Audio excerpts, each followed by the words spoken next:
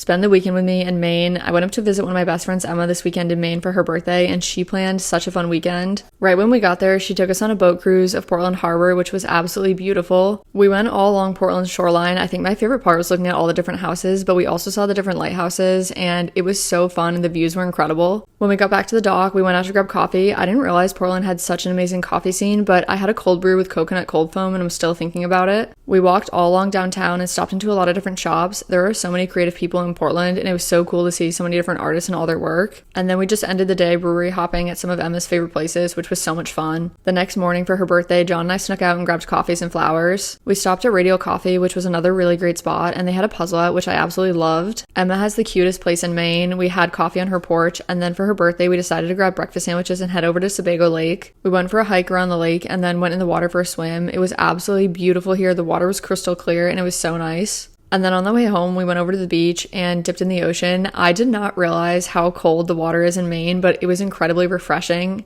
And then we grilled out, and Emma's friend brought over a fruit pie, which was absolutely beautiful. The next day, on the way home, we actually ended up stopping in Kennebunkport, meeting a friend for coffee, and then just walking around a little bit. We drove along Ocean Ave, which was such a scenic drive, and we kept getting in and out of the car to stop. On the way home, we ended up finding the cutest roadside antique shop. This was one of the cutest antique shops I've ever been in, and everything was displayed so nicely. I ended up finding something I'm so excited about. We made our way home, and this is everything I brought home from Maine. It was such an amazing weekend, so much fun to catch up with my friend Emma, and a very fun birthday too.